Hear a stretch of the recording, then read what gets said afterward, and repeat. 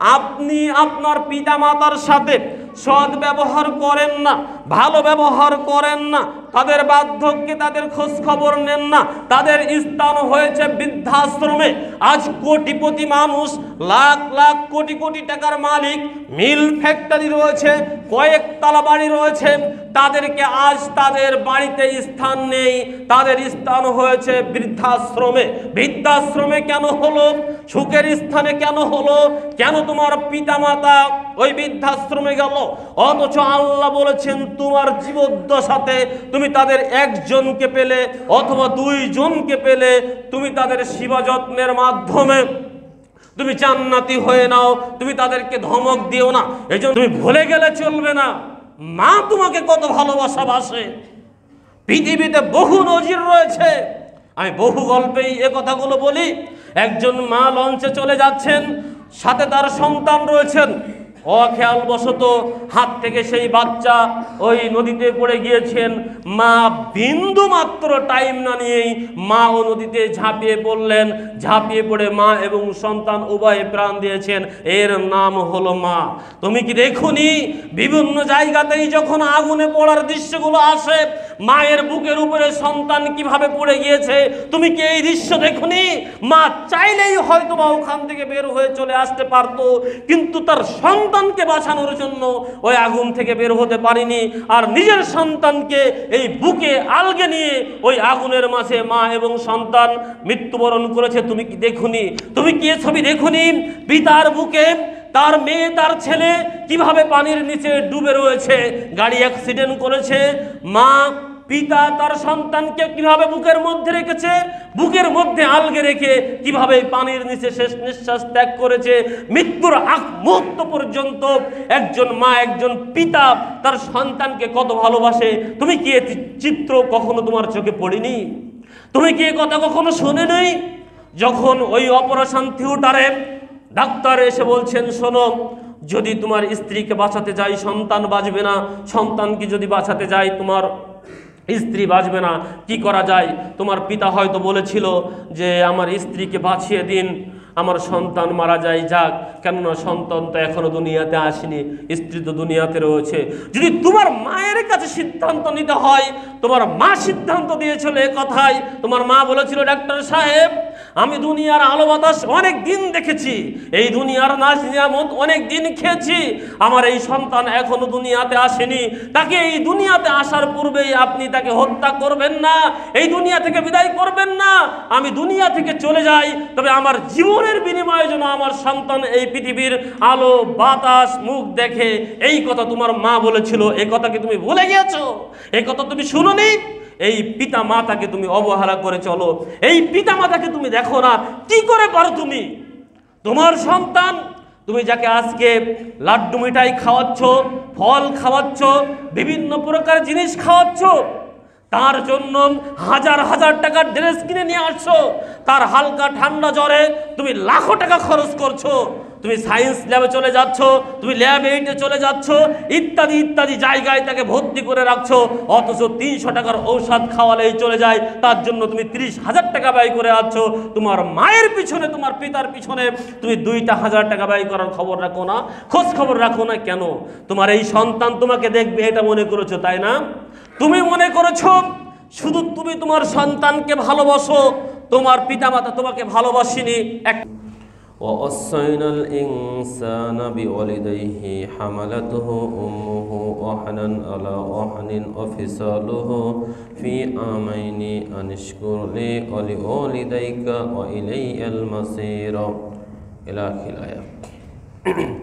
عن أبي هريرة رضي الله تعالى عنه قال قال رسول الله صلى الله عليه وسلم رغم أنفه ثم رغم أنفه ثم رغم أنفه قيل من يا رسول الله صلى الله عليه وسلم قال من أدرك أبويه إن ذاك الكبر أحدهما أو كلاهما فلم يدخل الجنة إلى آخر الحديث.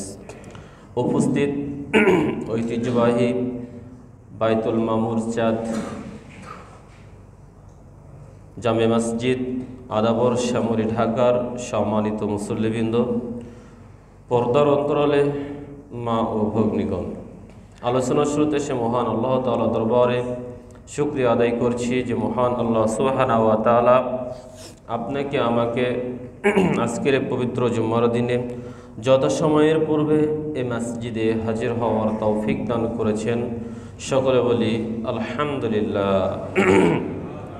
দুরুদ ও সালাম বর্ষিত হোক রাসূলের প্রতি।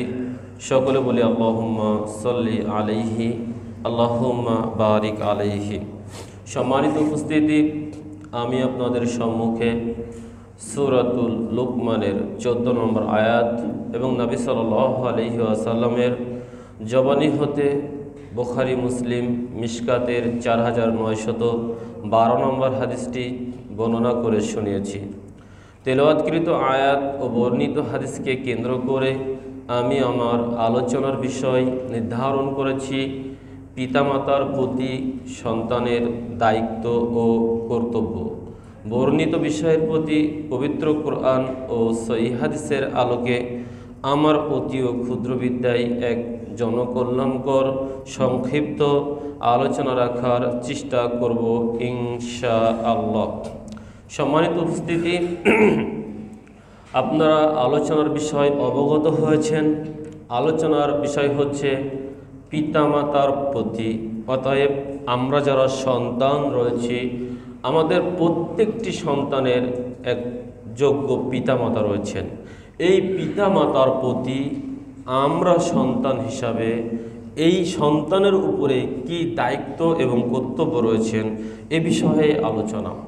যদিও ব্যাপারটি অনেক কমন যে পিতামাতার প্রতি সন্তানের দায়িত্ব এবং কর্তব্য, এটা আবার কি, কিন্তু আসলে বর্তমান সময়ের চিত্র, বর্তমান সময়ের বাস্তবতা, বর্তমান সময়ের পারিবারিক অবস্থার দিকে যদি আমরা লক্ষ্য করি, তাহলে পিতামাতা নিয়ে প্রতি সপ্তাহে আলোচনা করতে হবে।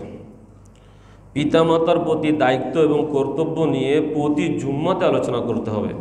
কারণ বর্তমান সময়ের পিতামাতা এতটা অবহেলিত, এতটা লাঞ্ছিত, এতটা দুঃখ দুর্দশার ভিতরে তাদের কাল এবং জীবন অতিবাহিত করছে, যেটা আপনি আমি যদি অনুধাবন করি তখন শুধু বুঝতে পারবো, অন্যথায় বুঝতে পারবো না। সম্মানিত উপস্থিতি, অথচ পিতামাতার সাথে ভালো ব্যবহার করতে হবে এ কথা আল্লাহ বলেছেন। পিতামাতার সাথে সুন্দর মার্জিত আচরণ করতে হবে এ কথা আল্লাহ বলেছেন। পিতামাতাকে ভরণ পোষণ করাতে হবে এ কথা আল্লাহ বলেছেন।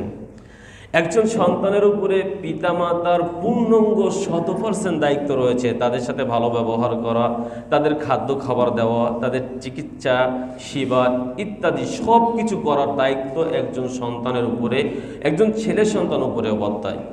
মেয়ে সন্তান শ্বশুরবাড়ি চলে যায়, এই জন্য তার উপরে অতটা দায়িত্ব কর্তব্য বর্তায় না, যদিও যেভাবে বর্তায় ছেলে সন্তানের উপরে। কিন্তু বর্তমান সময়ে আমরা এই পিতামাতার পরিপূর্ণ হক আদায় করতে পারছি কিনা আমাদের জানতে বা বুঝতে অনেক কষ্ট হয়।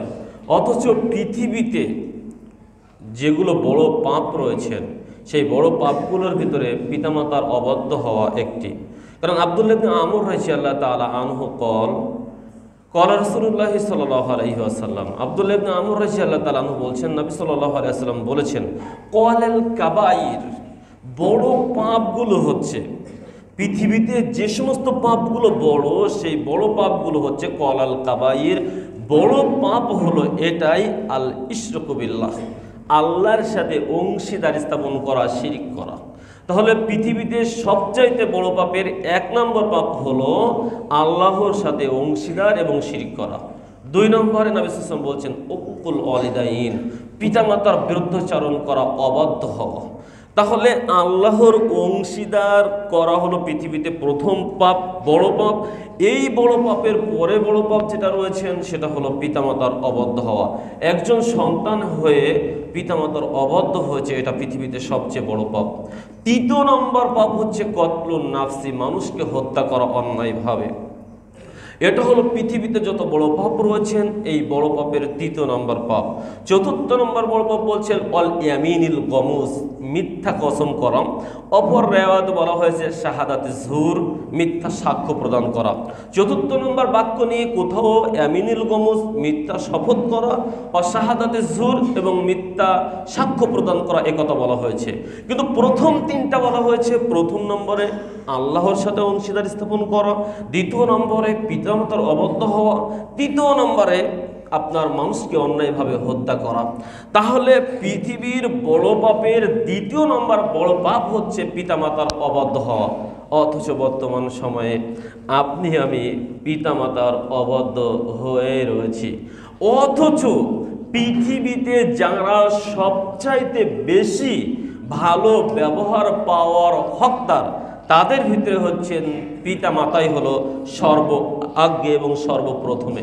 কেননা আবু হুরায়রা রাদিয়াল্লাহু তাআলা আনহু বলছেন, একদা একজন ব্যক্তি নবী সাল্লাল্লাহু আলাইহি ওয়াসাল্লামের নিকটে এসে একথা বললেন যে মান আহাক্কু বিহুসনি সাহাবিহি, হে নবী সাল্লাল্লাহু আলাইহি ওয়াসাল্লাম, আমার নিকটে সবচাইতে সৎ ব্যবহার, সৌজন্যমূলক আচরণ, ভালো ব্যবহার পাওয়ার হক এ পৃথিবীতে সবচাইতে বেশি কে রেখে থাকে?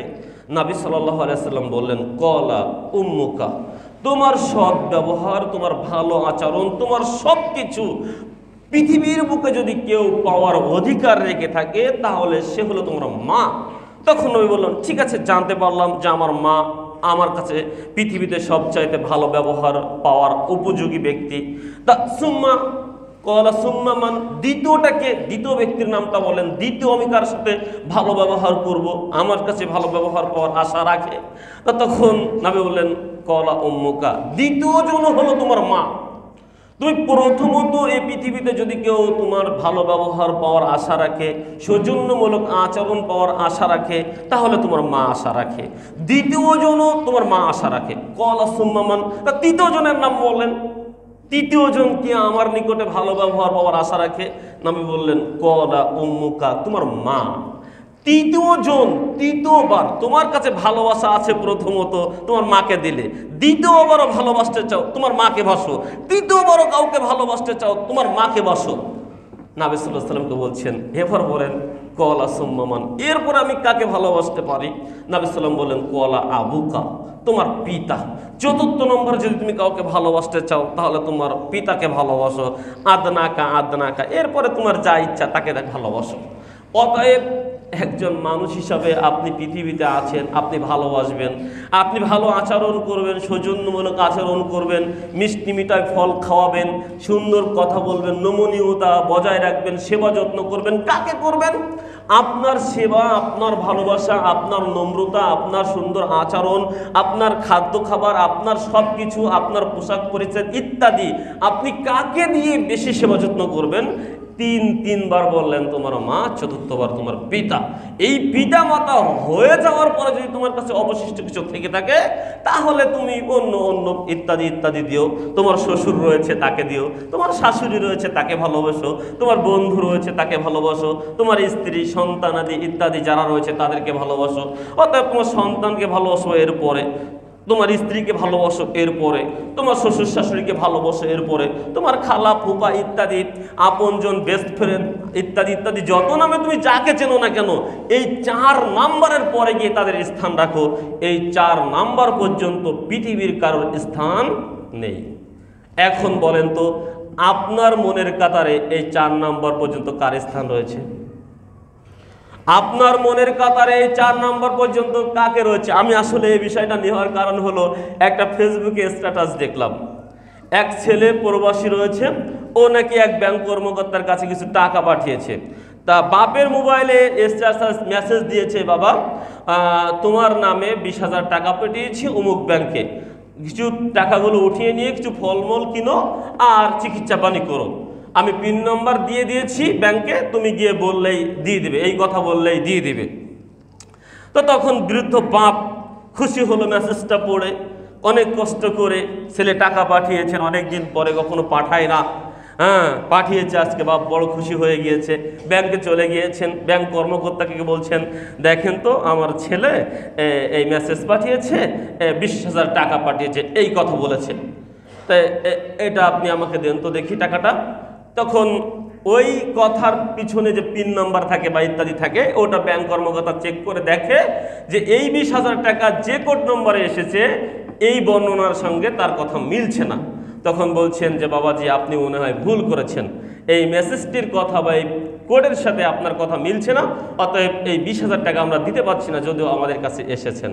তখন বৃদ্ধ বাপ, অনেক অসুস্থ মানুষ, ব্যাংক কর্মকর্তা এভাবেই লিখেছেন যার কাছে এসেছেন যে তিনি লাঠি ভর দিয়ে এসেছেন। আমি তাকে জিজ্ঞাসা করলাম এত কষ্ট করে নিজেই হাঁটতে পারছেন না, আসলেন কেন? তা উনি বললেন যে কিছু টাকা পয়সা পাঠিয়েছেন, আমি আশা করছি টাকাটা উঠিয়ে ডাক্তার দেখিয়েই বাসায় যাব, এভাবে তিনি লিখেছেন। তারপরে যেহেতু টাকাটা মিলল না, কিছুক্ষণ পরে এক ভদ্রলোক সুস্থ শরীর নিয়ে, বয়সটাও অনেক কম, মধ্যম বয়সী, উনি আসলেন, এসে বললেন মেসেজ দেখালে তার সঙ্গে পিনকোড মিলে গেল, ওই 20,000 টাকা তাকে দিয়ে দিলেন। তারপরে ব্যাংক কর্মকর্তা জিজ্ঞাসা করলেন যে একই কোড একই লেখানো দুইজন নিয়ে আসলেন, এই টাকার জন্য দুইজন দাবিদার, তা এই ব্যক্তিকে যিনি এই টাকা নিয়ে যাচ্ছেন, তখন তাকে জিজ্ঞাসা করছেন আপনি যে 20,000 টাকা নিয়ে গেলেন এই টাকাটা কে পাঠিয়েছে? তখন উনি বলছেন এটা আমার জামাই পাঠিয়েছে, এটা আমার জামাই পাঠিয়েছে, মাঝে সাঝে এভাবে পাঠায় আমার ফল ফলাদি কেনার জন্য, চিকিৎসা পানি করার জন্য মাঝে সাঝে পাঠায়। আমার জামাই নবীর দেশে থাকেন, আমার জামাই নবীর দেশে থাকেন। তখন ব্যাংক কর্মকর্তা নিচে লিখছেন তোমার জামাই নবীর দেশে গিয়েছেন ঠিকই, কিন্তু নবীর আদর্শ নিতে পারেননি, আবু জাহালের আদর্শ গ্রহণ করেছেন। বাস্তবতা হলো এই, 3 বার হকদার পাবে তোমার পিতামাতা, সেই পিতা মাতাকে অবহেলা করে আমরা দুনিয়াতে চলেছি, দুনিয়ার সব কিছু ভুলে গিয়েছি। আমি শ্বশুর শাশুড়িকে হেয় করছি না, কিন্তু শ্বশুর শাশুড়ির সাথে ভালো ব্যবহার করতে হবে, তাদের ভরণ পোষণের দায়িত্ব নিতে হবে, এটা আমার জানা নেই। যদি কারো জানা থাকে আমাকে জানাবেন। শ্বশুর শাশুড়ির সাথে ভালো ব্যবহার করতে হবে, কিন্তু তাদের ভরণ পোষণের দায়িত্ব নিতে হবে জামাইকে, এটা আমার জানা নেই। কিন্তু পিতামাতার ভরণ পোষণের দায়িত্ব ছেলেকেই নিতে হবে, এ কথা আল্লাহ তাআলা বলেছেন, এ কথা নবী সাল্লাল্লাহু আলাইহি ওয়াসাল্লাম বলেছেন। এই জন্য তো আল্লাহ তাআলা সূরা বানী ইসরাঈলের আপনার 23 এবং 24 নম্বর আয়াতে বলছেন ওয়াকাদা রাব্বুকা আল্লা তা'বুদু ইল্লা ইয়্যাহু ওয়া বিল ওয়ালিদাইনি ইহসানা। তোমাদের রব একথা বলেছেন যে ওয়াকাদা রাব্বুকা আল্লা তা'বুদু ইল্লা ইয়্যাহু, তোমরা আল্লাহ ব্যতীত কারোর ইবাদত করবে না, এ নির্দেশ দিয়েছেন। ওয়া বিল ওয়ালিদাইনি ইহসানা, এবং পিতামাতার প্রতি ইহসান করবে, সৎ ব্যবহার করবে। ইম্মা ইয়াবলুগান্না ইনদাকাল কিবরা আহাদুহুমা আও কিলাহুমা, তোমাদের জীবদ্দশাতে যদি তোমার পিতামাতার একজন অথবা উভয়ে দুইজন বার্ধক্যে উপনীত হয়, ইম্মা ইয়াবলুগান্না ইনদাকাল কিবরা আহাদুহুমা আও কিলাহুমা ফালা তাকুল্লাহুমা উফফিউ ওয়ালা তানহারহুমা, তাহলে তুমি তাদেরকে বলো না উফ, ওয়ালা তানহারহুমা, এবং তাদেরকে ধমক দিও না। অকুল্লাহুমা কওলান কারীমা, বরং তাদের সাথে শিষ্টাচারপূর্ণ, ভদ্রতাপূর্ণ, সহৃদয়পূর্ণ আচরণ করো। তোমরা তাদের সাথে আচরণ করো শিষ্টাচার, সুন্দর আচরণ করো, এভাবে আল্লাহ তাআলা বললেন। এ পর্যন্ত আপনি আবারও বুঝে নেন, নবী সাল্লাল্লাহু আলাইহি ওয়াসাল্লাম আমাদেরকে জানিয়েছেন, আল্লাহ তাআলা কোরআনের আয়াত নাজিল করেছেন সূরা বানী ইসরাঈলের 23 নম্বর আয়াতে, যে আল্লাহ তাআলা আল্লাহ ব্যতীত কারোর ইবাদত না করার জন্য নির্দেশ দিয়েছেন পিতামাতার সাথে ভালো ব্যবহার করার। এবং তিনি আরো বলেছেন তোমাদের জীবদ্দশাতে যদি তোমরা সন্তান বেছে রয়েছ, তোমারই জীবদ্দশাতে পেয়ে গিয়েছ তোমার পিতামাতার একজন অথবা দুইজনকে বার্ধক্য উপনীত বয়সে, এই বয়সে তোমরা তাদের সাথে শব্দটি পর্যন্ত বলো না। আমরা এই আয়াতের কথাটি এভাবেই বলি যে তোমরা এমন ব্যবহার করো না যাতে তোমার পিতামাতা বলে না, এ কথা না। আল্লাহ এ কথা বলেননি। আল্লাহ এ কথা বলেন যে তুমি এমন ব্যবহার করো না যে তোমার ব্যবহারে তোমার পিতামাতা বলবে এ কথা আল্লাহ বলেননি। আল্লাহ বলেছেন তোমার পিতামাতা এখন বার্ধক্যে উপনীত হয়েছে। বার্ধক্যে উপনীত হয়েছে মানে এখন তার আর কোনো কাজ ঠিক মতো হয় না। তুমি যেটি বলছো লাল, সেটাকে তোমার পিতামাতা সাদা বলছে। তুমি বলছো এটা পূর্ব, তোমার পিতামাতা বলছে এটা পশ্চিম। অনেক কষ্ট করে একটা কিছু কিনেছো, মুরগি কিনেছো, গোশত কিনেছো, ইত্যাদি কিনেছো, মায়ের পাতে মুরগির মাথাটি দিয়েছো অথবা গোশতের একটা ভালো টুকরা দিয়েছো।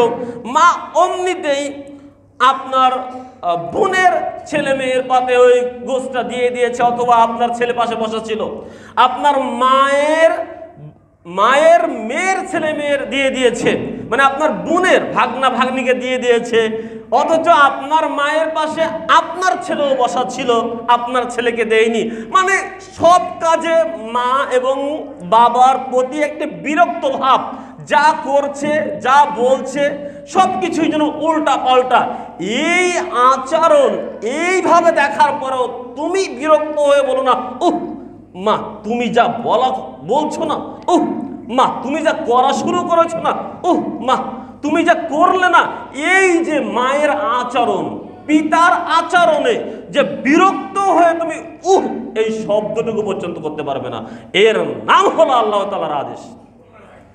এই কথাটি আপনাকে বুঝতে হবে। আল্লাহ এইটুকু বিরক্ত প্রকাশ করার অনুমতি আপনাকে দেয়নি, অথচ আপনার সামনে যা করতে সবই উল্টা, একেবারে 100-100 উল্টা, সবই ভুলভাল, সব কিছু উল্টা হয়ে যাচ্ছে।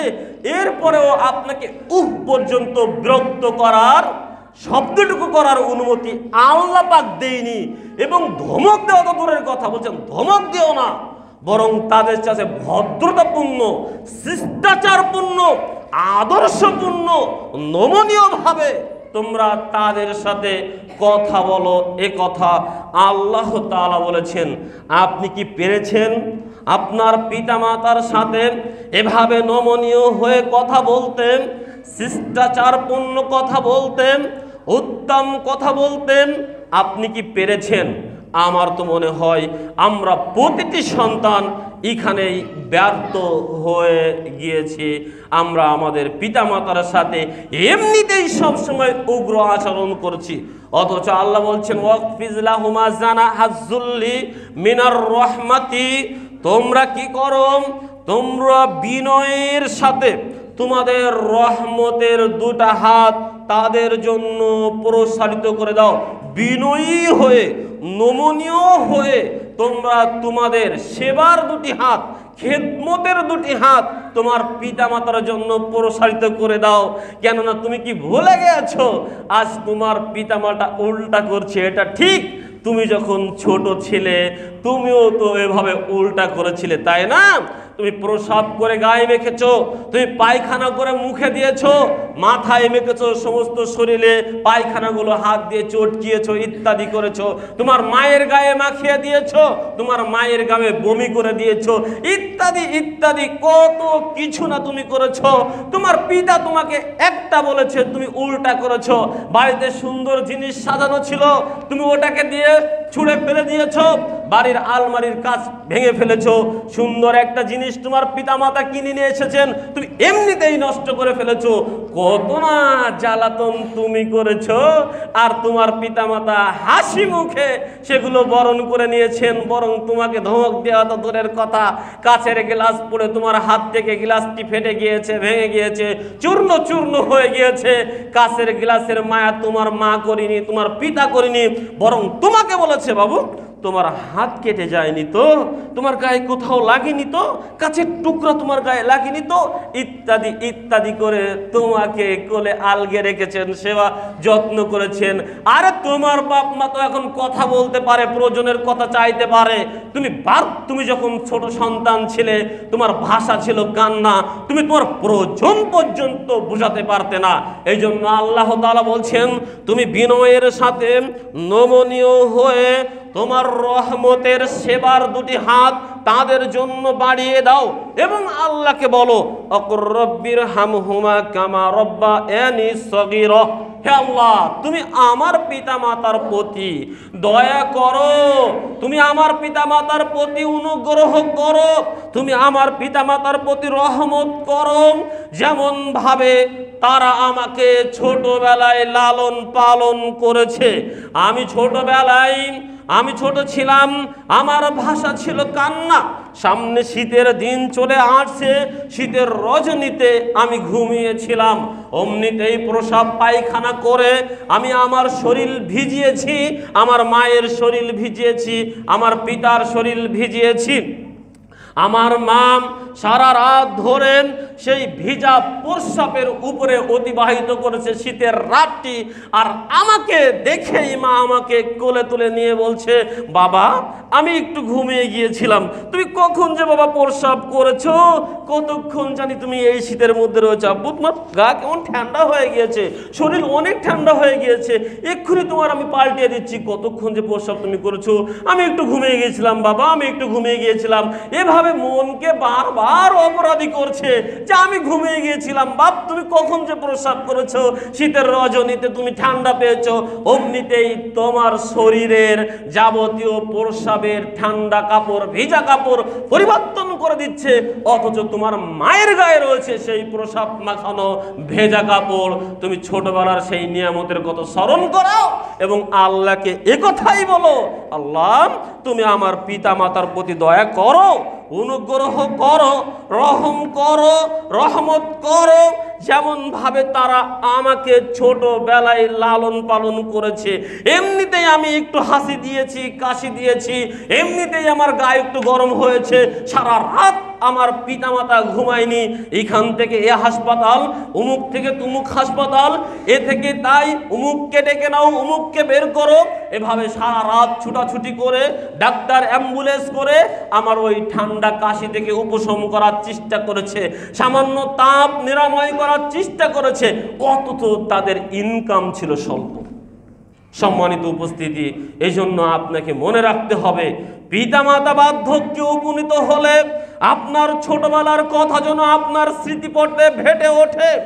আপনার স্মৃতিপটে যদি আপনার ছোটবেলার কথা ভেসে না ওঠে, তাহলে মনে রাখবেন আজকে আপনি যে পিতামাতাকে অবহেলা করে চলেছেন, কালকে আপনার সন্তান আপনাকেও অবহেলা করে চলবে।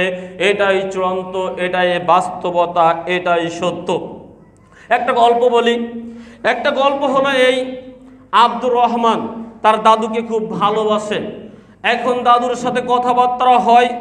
একদা আব্দুর রহমানের মা এবং বাবা তারা আলোচনা করেছে, আমাদের সংসার বৃদ্ধ পেয়েছে, ছেলে মেয়ে হয়েছে, ইত্যাদি হয়েছে, অতএব তোমার এই পিতাকে এখন আর বাড়িতে রাখা যাবে না, দূরে কোথাও কোনো বৃদ্ধাশ্রমে রেখে আসো। রাতে আলোচনা হলো, সকালবেলাতে বৃদ্ধাশ্রমে নিয়ে যাওয়ার জন্য প্রস্তুতি গ্রহণ করছেন বাবা। পূর্ব মুহূর্তে আব্দুর রহমান তার দাদুর সাথে দেখা করতে এসেছেন। দাদু বলছেন, দাদু ভাই তোমার সাথে হয়তো আজকের দিনের পর থেকে আর দেখা হবে না, তবে যেখানেই যায় না কেন তোমার জন্য দোয়া থাকলো, আল্লাহ তোমাকে ভালো রাখুক, বড় করুক এবং তোমাকে নেক হায়াত দান করুক, ইত্যাদি যে কথাগুলো বললে হয় বলছেন। তখন আব্দুর রহমান বলছে, কেন আজকের দিনের পর থেকে কেন আপনার সঙ্গে আমার দেখা হবে না?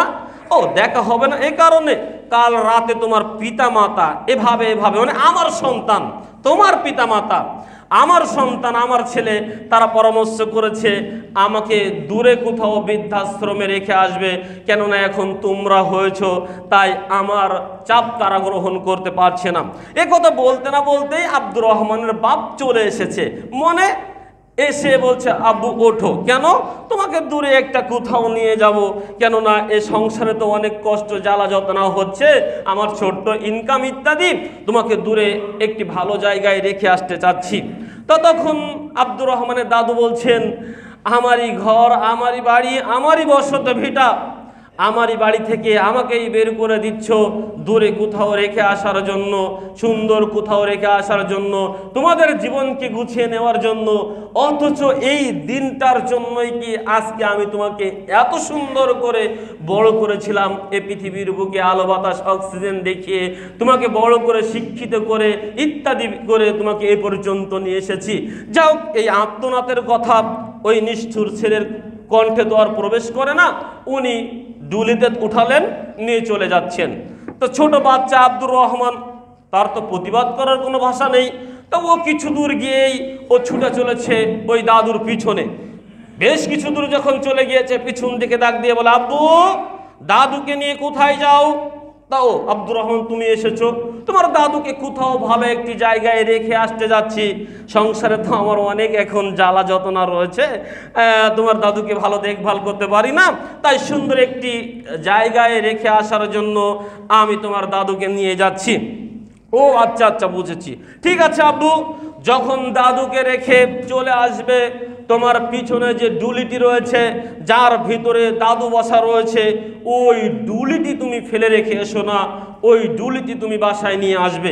কেন আব্বু, ডুলি তোমার কি হবে? ও, তুমি বোঝনি কথা, মানে তুমি দাদুকে রেখে আসতে যাচ্ছ একটি জায়গায়, তোমার সংসারে এখন অনেক জ্বালা যন্ত্রণা রয়েছে, তাই একটি সুন্দর স্থানে দাদুকে রেখে আসতে যাচ্ছ।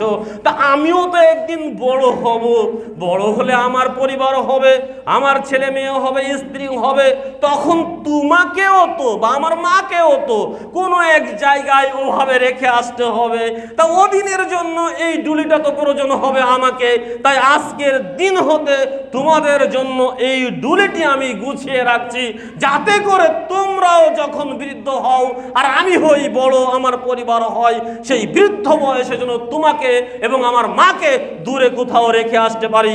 এজন্য তোমার এবং তোমার স্ত্রী, অতএব তুমি এবং আমার মায়ের জন্য আজকের দিন হতে এ ডুলি আমি গুছিয়ে রাখবো। তাই বলছে, আব্বু, দাদুকে রেখে আসার পরে ডুলিটি ফেলে রেখে এসো না, এ ডুলিটি তোমাদের জন্যই আমি ব্যবহার করব। তখন আব্দুর রহমানের বাপ শান্ত হলেন, তার দাদুকে নিয়ে বাসাতে ফিরলেন। সম্মানিত উপস্থিতি, আমি বলতে চাচ্ছিলাম, আপনি আপনার পিতা মাতার সাথে সৎ ব্যবহার করেন না, ভালো ব্যবহার করেন না, তাদের বার্ধক্যে তাদের খোঁজ খবর নেন না, তাদের স্থান হয়েছে বৃদ্ধাশ্রমে। আজ কোটিপতি মানুষ, লাখ লাখ কোটি কোটি টাকার মালিক, মিল ফ্যাক্টরি রয়েছে, কয়েকতলা বাড়ি রয়েছে, তাদেরকে আজ তাদের বাড়িতে স্থান নেই, তাদের স্থান হয়েছে বৃদ্ধাশ্রমে। বৃদ্ধাশ্রমে কেন হলো? সুখের স্থানে কেন হলো? কেন তোমার পিতামাতা ওই বৃদ্ধাশ্রমে গেল?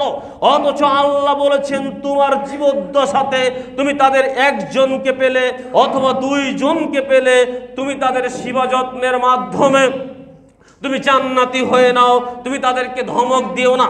এজন্য নবী সাল্লাল্লাহু আলাইহি ওয়াসাল্লাম বলেছেন, রগিমা আনফুহু সুম্মা রগিমা আনফুহু সুম্মা রগিমা আনফুহু। ধ্বংস হোক সেই ব্যক্তি, তার নাক ধুলায় ধূসরিত হোক, তার নাক ধুলায় ধূসরিত হোক, তার নাক ধুলায় ধূসরিত হোক। তিনবার যখন এভাবে বললেন, কিলামান ইয়া রাসূলুল্লাহি সাল্লাল্লাহু আলাইহি ওয়াসাল্লাম, সাহাবীগণ জিজ্ঞাসা করলেন, রাসূল সাল্লাল্লাহু আলাইহি ওয়াসাল্লাম কার কথা বলছেন? যার নাক ধুলায় ধূসরিত হোক। নবী সাল্লাল্লাহু আলাইহি ওয়াসাল্লাম বললেন, ক্বালা মান আদরাকা আবাইহি ইনদাকাল কিবারা আহাদুহুমা আও কিলাহুমা ফালাম ইয়াদখুলিল জান্নাহ।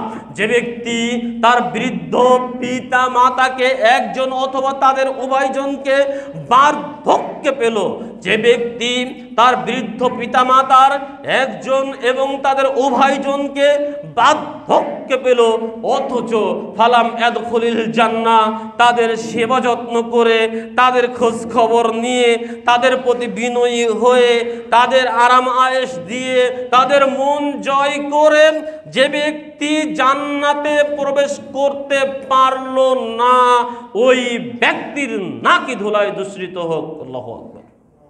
আপনি বুঝে নেন এবার, বার্ধক্যে আপনি আপনার পিতা মাতাকে পেয়েছেন, অথচ বার্ধক্যে পিতা মাতাকে পাওয়ার পরেও আপনি আপনার পিতামাতার সেবা যত্ন করে জান্নাতি হতে পারলেন না। তার মানে বার্ধক্যে পিতামাতাকে পাওয়া মানে আপনার জন্য জান্নাতি হওয়ার একটা সহজ সুযোগ। আপনি আপনার জীবদ্দশাতে আপনার পিতামাতাকে বার্ধক্যে পেয়েছেন মনে তাদের সেবা যত্ন করে জান্নাতি হওয়ার একটি সুযোগ, অথচ যখনই আপনার জীবদ্দশাতে আপনার পিতামাতাকে বার্ধক্যে পেয়ে গেলেন তখনই তাদের সেবা যত্ন করে নিজেকে জান্নাতি না করে তাদেরকে বৃদ্ধাশ্রমে পাঠিয়ে দিয়ে তাদেরকে অবহেলা করে তাদের খোঁজ খবর না নিয়ে আপনি জাহান্নামের দিকে ধাবিত হলেন। অথচ ভাবলেন না আপনি আপনার সন্তানকে আদর করছেন, যত্ন করছেন, তার জন্য ফল, মিষ্টি, মিঠাই ইত্যাদি কত কিছু কিনে আনছেন। ওই সন্তান আপনাকে ফেলে দেবে বৃদ্ধাশ্রমে, এটা কি আপনি কল্পনা করতে পারেন? আপনি ভাবছেন যে আমার সন্তান তো ফেলে দেবে না, তার মানে কি ইন্নাকা লা তাজনি মিনাশ শাওকিল ইনাব, নিশ্চয়ই কাঁটা যুক্ত গাছ হতে মিষ্টি আঙ্গুর আশা করা যায় না। আপনি লাগিয়েছেন একটা কাঁটা গাছ আর আপনি ভাবছেন এই গাছ বড় হবে, এখান থেকে ফল হবে আর আমি এখান থেকে মিষ্টি আঙ্গুর পেড়ে পেড়ে খাবো। এটা আকাশ কুসুম পরিকল্পনা ছাড়া, বাস্তব আশা ছাড়া আর কি হতে পারে? তেঁতুলের বীজ লাগিয়ে সবরি কলা আশা করা যায় না। ময়লার ড্রেনে দাঁড়িয়ে পৃথিবীর সবচাইতে সুগন্ধি সাবান দিয়ে গোসল করেও নিজেকে ময়লা থেকে পবিত্র করা যায় না।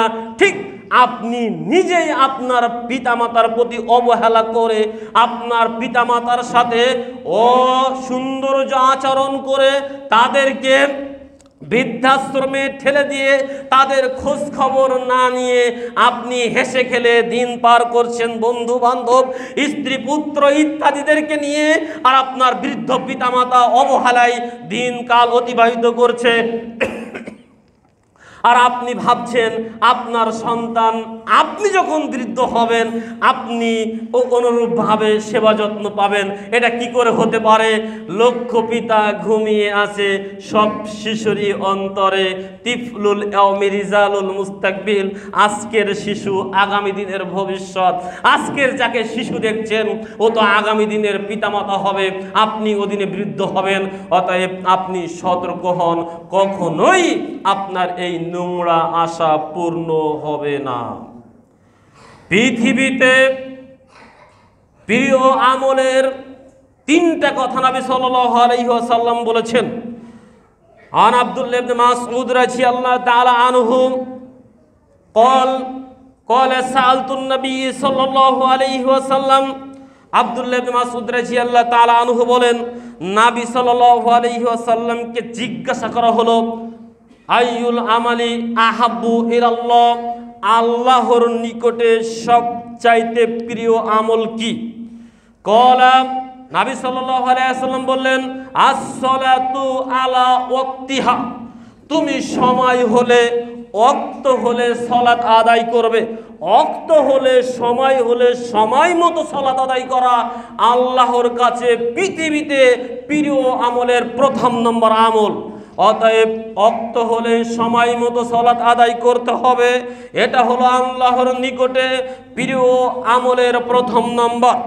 অতঃপর নবী সাল্লাল্লাহু আলাইহি ওয়াসাল্লামকে জিজ্ঞাসা করা হলো ক্বালা সুম্মা আইয়ু, অতঃপর দ্বিতীয় প্রিয় আমল কোনটি?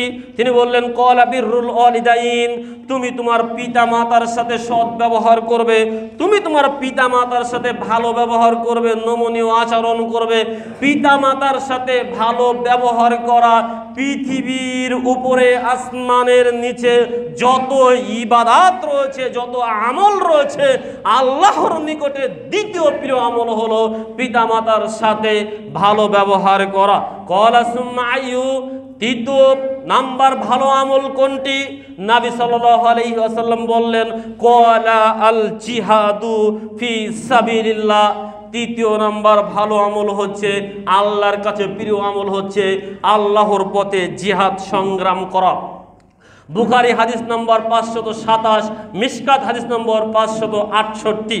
বর্ণিত এই হাদিস দিয়ে আপনাকে আমি এই মেসেজটি দিতে চাচ্ছিলাম, পৃথিবীর বুকে আল্লাহর নিকটে 3টা প্রিয় আমলের কথা বলা হয়েছে।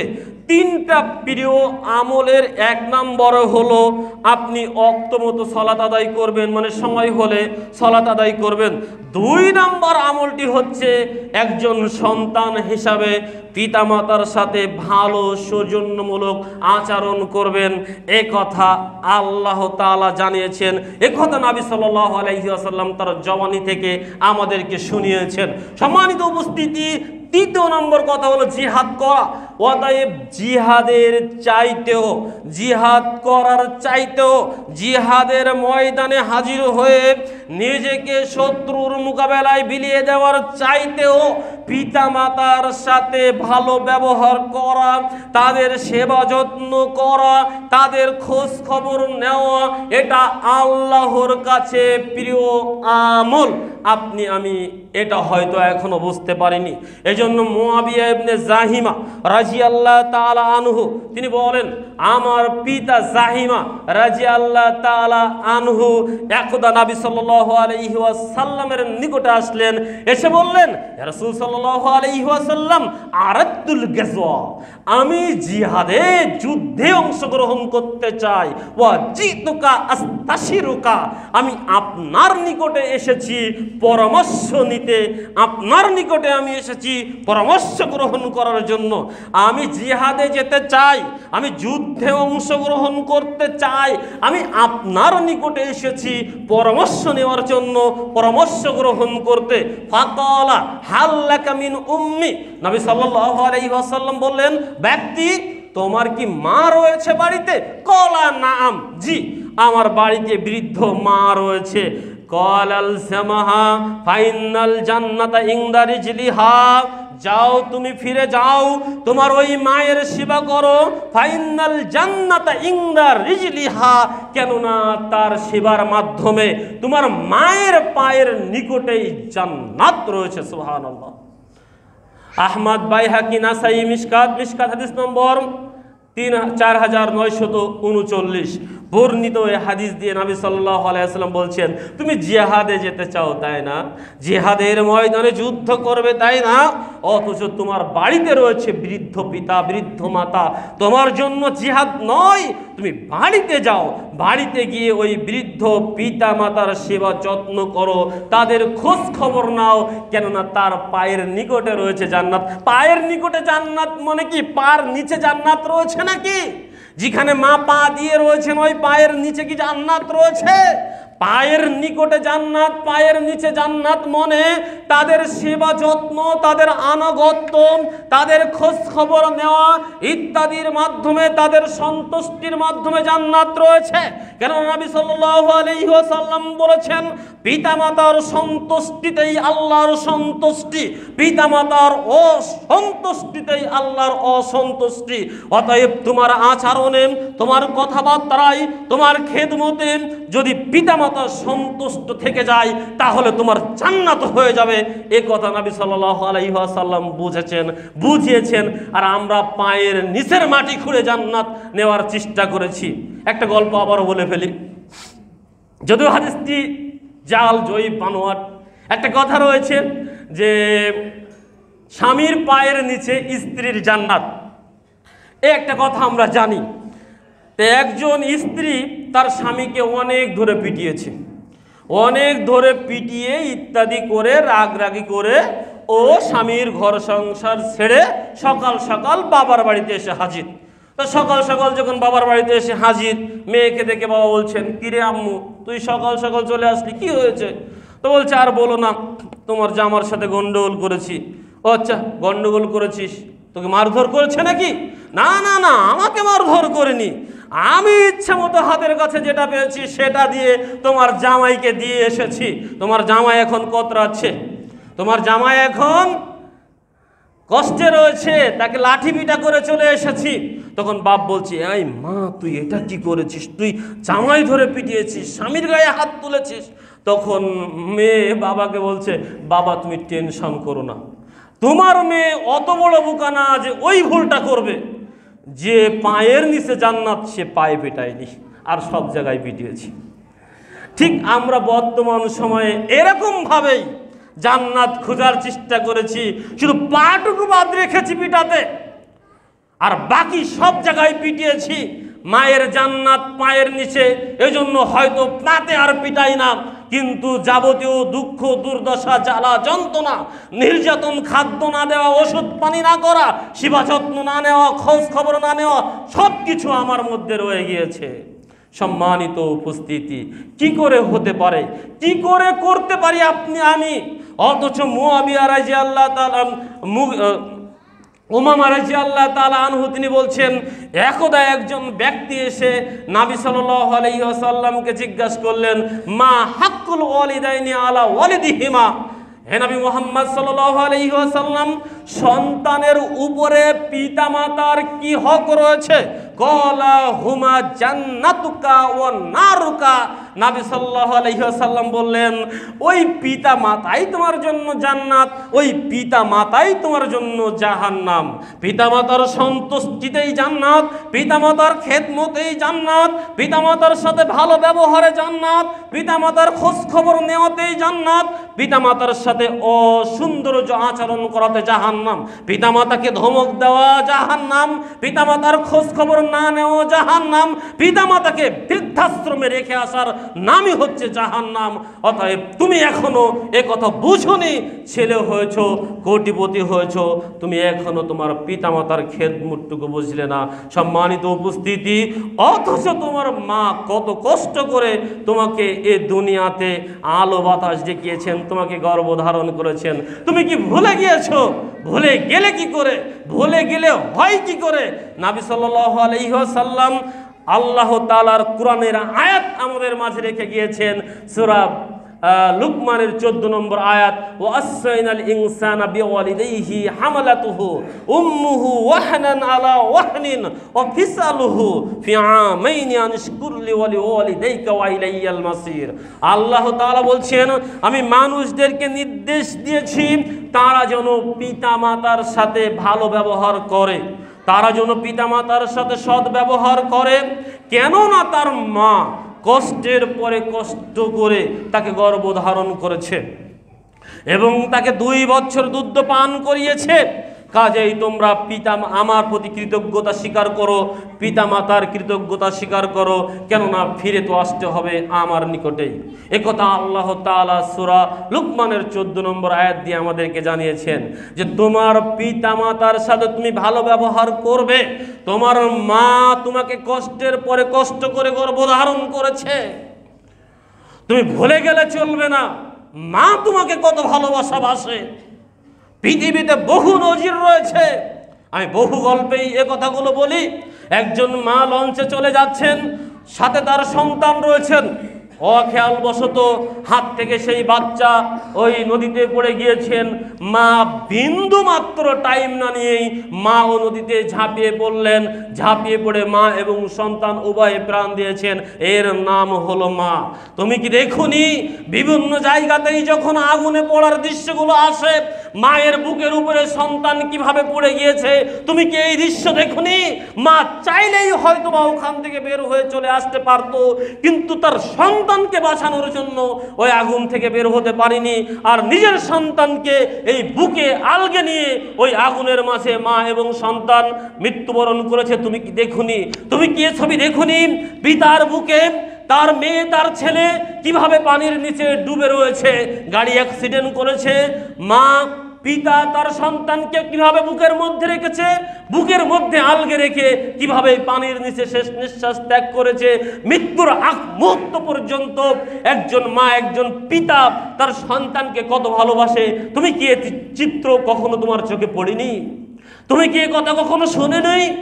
যখন ওই অপারেশন থিয়েটারে ডাক্তার এসে বলছেন, শোনো, যদি তোমার স্ত্রীকে বাঁচাতে যাই সন্তান বাঁচবে না, সন্তানকে যদি বাঁচাতে যাই তোমার স্ত্রী বাঁচবে না, কি করা যায়? তোমার পিতা হয়তো বলেছিল যে আমার স্ত্রীকে বাঁচিয়ে দিন, আমার সন্তান মারা যায়, যাক, কেননা সন্তান তো এখনো দুনিয়াতে আসেনি, স্ত্রী তো দুনিয়াতে রয়েছে।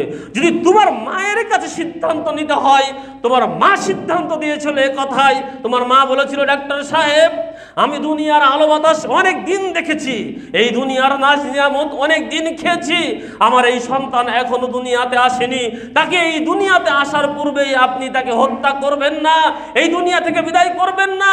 আমি দুনিয়া থেকে চলে যাই, তবে আমার জীবনের বিনিময়ে যেন আমার সন্তান এই পৃথিবীর আলো বাতাস মুখ দেখে। এই কথা তোমার মা বলেছিল, এই কথা কি তুমি ভুলে গিয়েছো? এই কথা তুমি শুনোনি? এই পিতা মাতাকে তুমি অবহেলা করে চলো, এই পিতা মাতাকে তুমি দেখো না। কি করে পারো তুমি? তোমার সন্তান, তুমি যাকে আজকে লাড্ডু মিঠাই খাওয়াচ্ছ, ফল খাওয়াচ্ছ, বিভিন্ন প্রকার জিনিস খাওয়াচ্ছ, তার জন্য হাজার হাজার টাকার ড্রেস কিনে নিয়ে আসছো, তার হালকা ঠান্ডা জ্বরে তুমি লাখো টাকা খরচ করছো, তুমি সায়েন্স ল্যাবে চলে যাচ্ছ, তুমি ল্যাব 8-এ চলে যাচ্ছ, ইত্যাদি ইত্যাদি জায়গায় তাকে ভর্তি করে রাখছো, অথচ 300 টাকার ঔষধ খাওয়ালেই চলে যায়, তার জন্য তুমি 30,000 টাকা ব্যয় করে আছো। তোমার মায়ের পিছনে, তোমার পিতার পিছনে তুমি 2,000 টাকা ব্যয় করার খবর রাখো না, খোঁজ খবর রাখো না কেন? তোমার এই সন্তান তোমাকে দেখবে এটা মনে করেছো, তাই না? তুমি মনে করেছো শুধু তুমি তোমার সন্তানকে ভালোবাসো, তোমার পিতামাতা তোমাকে ভালোবাসেনি। একটা কথা বলি, আরেকটা গল্প বলি। জ্যৈষ্ঠের খরা রৌদ্রে একটা ছেলে এসে টিনের চালের উপরে চাল মেরামত করছে। বৃদ্ধ পিতা নিচ থেকে বলছেন, বাবা, দুপুর পর্যন্ত মাঠে ঘাটে কষ্ট করে এসেছো, আবার এই জ্যৈষ্ঠের দিনে তুমি এই ভরা দুপুরে তুমি চালের উপরে উঠেছো, বাবা তুমি নামো, তোমার অনেক কষ্ট হচ্ছে বাবা, তোমার গাটা পুড়ে যাচ্ছে, তুমি পরে করো বাবা, ওটা একটু বিকাল হলে করো, সকাল হলে করো, এই দুপুরে তুমি চালের উপর থেকে নামো বাবা, নামো। তখন ওই উপর থেকে জন যুবক ছেলেটি বলছে, এখন যদি না করি তাহলে আর কখন করব? সারাদিন তো ছুটাছুটি, কত কর্মব্যস্ততা আমার রয়েছে, যদি আমি এখন না করি তা তুমি কি এটা করবে নাকি? তুমিই করো তাহলে। এভাবে পিতাকে, বৃদ্ধ পিতাকে ধমক দিয়ে বসিয়ে দিল। বৃদ্ধ পিতার তো এখন আর ক্ষমতা নেই যে ওই চালের উপরে উঠে সে ওটা উঠাবে বা চাল মেরামত করবে, এটা নাই, থাকলে করতো। আমার বাস্তব জীবনে আমার কথা বলি, আমার পিতা কখনো আমার মাথার উপরে 20 কেজি বোঝাও চাপিয়ে দেয়নি। যদি এক জায়গায় 3টা বোঝা থাকে, সবচাইতে ছোট যে বোঝাটি সেটা বলেছে আরাফাত তুমি নাও, আর অন্যকে বলেছে তুমি এটা নাও, আর বাবা নিয়েছে মধ্যম মানের, কারণ বাবাও কিছু বৃদ্ধ হয়ে গিয়েছে, তার বয়স এখন 65, তবু এই বয়সে আমাকে বলে না তুমি কষ্ট করতে পারো না, তোমার কষ্ট হয়, তা তুমি এই সর্বনিম্ন এই 5 কেজির এটা নাও বা 10 কেজিরটা নাও, এই 30 কেজি বা 20 কেজিটা আছে এটা আমি নিই, আর 50 কেজি যেটা আছে সেটা আর একজনকে দিই, আমার ছোট ভাই একটু হৃষ্টপুষ্ট মানুষ তাকে দিয়ে দেয়। আমার পিতার কথা বলছি, যদি আপনার পিতারও ক্ষমতা থাকতো ওই চালের উপরে ওঠার, তাহলে আপনাকে নামিয়ে দেবো, তো নাম তো ওখান থেকে, আমি চাল মেরামত করে দিচ্ছি। কিন্তু বৃদ্ধ পিতার তো ওই ক্ষমতা নাই, তাই আপনার কথা হজম করেছে। এবার কি হয়েছে, ওই চালের উপরে যে সন্তান রয়েছে, ওই সন্তানের একটা ছোট সন্তান রয়েছে, ওই দোলনাতে দোল খায়। তখন ও করেছে, বৃদ্ধ পিতা বলছে, যাক একটা বুদ্ধি পেয়েছি। তখন দোলনা থেকে ওই ছোট বাচ্চাটা এনে ওই উঠানের উপরে একটা কাপড় দিয়ে রেখে দিয়েছে, আর বৌমাকে দরজা দিয়ে আটকে রেখেছে যে তুমি আর বাইরে যেতে পারবে না। তখন 1 মিনিটের ভিতরেই জ্যৈষ্ঠের রৌদ্র যখন ওই ছোট বাচ্চার গায়ে লেগেছে, ও তখন কথা বলতে পারে না, কান্নাকাটি শুরু করছে। ওই চাল থেকে উঠে বলছে, কে আছো, কে আছো, বাচ্চাকে রেখে গেলে উঠাও, উঠাও, ওর গা পুড়ে যায়, রৌদ্রের তাপে কি থাকতে পারে, উঠাও, কে রেখে গেলে। কেউ তো আসে না বাচ্চাকে উঠাতে।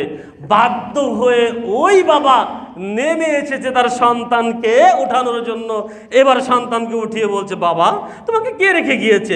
আহা, তোমার কাক কত গরম হয়ে গিয়েছে, এই রোদের তাপ কি তোমার সহ্য হয়? বাবা কে রেখে গেল তোমাকে এখানে, কে রেখে গেল, দেখো তো তোমার কত কষ্ট হয়েছে। এইভাবে আদর যত্ন করছে, চুমা দিচ্ছে, ইত্যাদি ইত্যাদি করছে। তখন বৃদ্ধ বাপ এসে বলছে, বাবা তোর এখন যেমন কলিজাটা ছিন্ন ভিন্ন হয়ে যায়, অন্তরটা ছারকার হয়ে যায়, তোর বাচ্চার গায়ে এই জ্যৈষ্ঠের রোদ লেগেছে বলে তুই যখন চালের উপরে ছিলি, ঠিক আমার হৃদয়টা অনুরূপভাবে ছিন্ন ভিন্ন হয়ে যাচ্ছিল, কারণ তুই এই জ্যৈষ্ঠের দিনে এই দুপুরবেলা চালের উপরে রয়েছিস। ঠিক এভাবেই আপনি যেমন আপনার সন্তানকে ভালোবাসেন, আপনার পিতা মাতাও অনুরূপভাবে আপনাকে ভালোবাসে। ভালোবাসার দৃষ্টান্ত খুঁজে পাননি, তাই না? আপনি এত অবহেলা করেছেন, এত লাঞ্ছনা দিয়েছেন, এত গর্জনা করেছেন, আপনার বাবা মার কিচ্ছু নেই, 2 কাঠা তো ভিটা বাড়ি রয়েছে, তাই না? 2 কাঠা তো ভিটা বাড়ি রয়েছে, এটুকু তো আছে, আর কিচ্ছু নেই।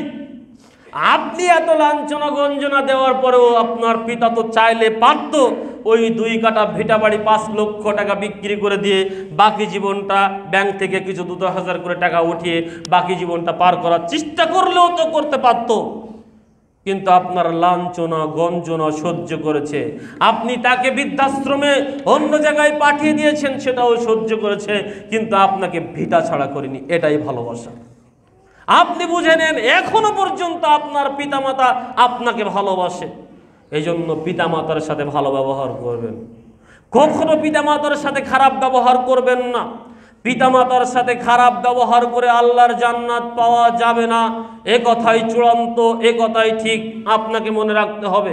আরে আপনাকে আমি এখন কি করে বলবো যে মুসলিম পিতামাতার সাথে তো ভালো ব্যবহার করতে হবে, কাফের বেঈমান মুশরিক আল্লাহ দুশমন পিতামাতা যদি কারোর থেকে থাকে, মুসলিম পিতামাতা বাদই দিলাম, মুসলিম পিতামাতার সাথে তো ভালো ব্যবহার করতে হবে, কাফের বেঈমান নাস্তিক মুরতাদ আল্লাহর দুশমন আল্লাহ শত্রু এমন কোন পিতামাতা যদি এই দুনিয়ার বুকে কারোর থেকে থাকে, তাদের সাথেও ভালো ব্যবহার করতে হবে।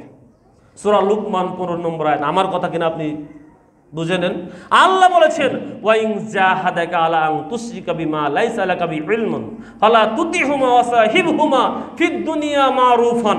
তোমার পিতামাতা যদি তোমার উপরে জোর করে, চাপাচাপি করে আমার সাথে শিরিক করার জন্য, অংশীদার স্থাপন করার জন্য, তাহলে যে বিষয়ে তোমার জ্ঞান নেই, তাহলে এ বিষয়ে তুমি তাদের আনুগত্য করো না। তবে ফালা তুতিহুমা ওয়াসাহিবহুমা ফিদ দুনিয়া মারুফান, দুনিয়ার জীবনে বসবাসের জন্য যাবতীয় সৎ ব্যবহার তুমি তাদের সাথে চালিয়ে যাও, এ কথা আল্লাহ তাআলা বলেছেন। ওই যে সাদ ইবনে আবি ওয়াক্কাস রাদিয়াল্লাহু তাআলা আনহু যখন ইসলাম গ্রহণ করেছিলেন, তার মা বলেছিল, সাদ ইবনে আবি ওয়াক্কাস রাদিয়াল্লাহু তাআলা আনহু, তুমি যদি তোমার পূর্বের ধর্মে ফিরে না আসো, তাহলে আমি আর খাদ্য গ্রহণ করব না। তখন সাদ ইবনে আবি ওয়াক্কাস তার এই কথাটা মেনে নিলেন না। আল্লাহ এই কথাকেই সমর্থন করে এই আয়াত নাজিল করলেন যে আমার সাথে অংশীদার স্থাপন করলে শুধু সেখানেই আনুগত্য নেই, তবে আমার সাথে অংশীদার স্থাপন করতে বলেছে। এই কারণেই কি তার আনুগত্য একেবারে উঠিয়ে নিবে না, শুধু ওই অংশীদারের জায়গায় আনুগত্য নেই, কিন্তু পৃথিবীতে চলাচল, উঠা বসা, কথাবার্তা, খোঁজ খবর নেওয়া, সেবা যত্ন করা, সর্বক্ষেত্রেই মারুফান ভালো ব্যবহার তোমাকে করতে হবে, এ কথা আল্লাহ বলেছেন। এই জন্য আসমা বিনতে আবি ওয়াক্কাস রাদিয়াল্লাহু তাআলা আনহু তিনি বলেন, ক্বালাত কদিমাত আলাইয়া উম্মি ওয়া হিয়া মুশরিকাতুন, আমার মা মুশরিকা ফি আহাদি কুরাইশিন, হুদাইবিয়ার সন্ধির সময় আমার নিকটে আসলেন। আসমা বিনতে আবি ওয়াক্কাস রাদিয়াল্লাহু তাআলা আনহা বলছেন, আমার মা মুশরিক মা আমার নিকটে আসলেন হুদাইবিয়ার সন্ধির সময়ে। ফাকালা রাসূলুল্লাহ সাল্লাল্লাহু আলাইহি ওয়াসাল্লাম, ইন্না উম্মি কদিমাত আলাইয়া ওয়া হিয়া রাগিবাতুন। আমি রাসূল সাল্লাল্লাহু আলাইহি ওয়াসাল্লামকে বললাম, হে আল্লাহর নবী সাল্লাল্লাহু আলাইহি ওয়াসাল্লাম, আমার মা মুশরিক, সে আমার সাথে দেখা করার জন্য এসেছে, সে রাগিবাতুন, ফাহিয়া রাগিবাতুন, সে ইসলামের উপরে বিরাগভাজন, সে ইসলামের উপরে রাগান্বিত। এই রাগান্বিত মানুষটি, এই মুশরিক মানুষটি, সে আমার মা, সে আমার কাছে এসেছে আমার সাথে দেখা করার জন্য। আফা সিলুহা, আমি কি তার সাথে ভালো ব্যবহার করব? নবী সাল্লাল্লাহু আলাইহি ওয়াসাল্লাম বললেন, কলা নাম, তুমি তার সাথে ভালো ব্যবহার করো। বুখারী মুসলিম মিশকাতের 4913 নম্বর হাদিস। কার সাথে ভালো ব্যবহার করতে হবে? মুশরিক মা, যে ইসলামের উপরে রাগান্বিত, ইসলামের উপরে বিরাগভাজন, এই মায়ের সাথেও ভালো ব্যবহার করতে হবে, এ কথা নবী সাল্লাল্লাহু আলাইহি ওয়াসাল্লাম বলেছেন বুখারী মুসলিম মিশকাতের এই হাদিস দিয়ে। আর আপনি আমি, আপনার আমার পিতা মাতার সাথে ভালো ব্যবহার করতে পারি না। আজকের বর্তমান সময়ে বউ শাশুড়ির যুদ্ধ লেগেই রয়েছে। বউ শাশুড়ির যুদ্ধ যেন থেমেই থাকে না। একজন বউ তার শাশুড়িকে মেনে নিতে পারে না, আবার আমার শাশুড়িরাও অনেক খারাপ, আমি জীবনে দেখলাম না এই কি এক চরিত্র। যখন এই মেয়েটা বৌমা থাকে, এই মেয়েটার কাছে তার শাশুড়ি খারাপ, আবার ঠিক এই মেয়েটা যখন শাশুড়ি হয় তখন এই মেয়েটা আবার তার বৌমার কাছে শাশুড়ি হিসাবে খারাপ। আমি বুঝলাম না কি করে হয়, মেয়েদের এই চরিত্র আসে কিভাবে। যখন আমি বৌমা তখনও খারাপ, আবার যখন আমি শাশুড়ি তখনও খারাপ। তা তুমি কেন শিক্ষা গ্রহণ করলে না? তোমার শাশুড়ি যে যে কারণে তোমার উপরে অত্যাচার করেছে, যে যে আচরণগুলো তোমার কাছে খারাপ লাগতো, তুমি শাশুড়ি হয়ে সেগুলো কেন তুমি পাল্টাতে পারলে না? তোমার রোল কেন তোমার পূর্বের শাশুড়ির মতো প্লে করতে হলো? এটা বুঝলাম না। বর্তমান সময়ে এগুলোই রয়ে গিয়েছে।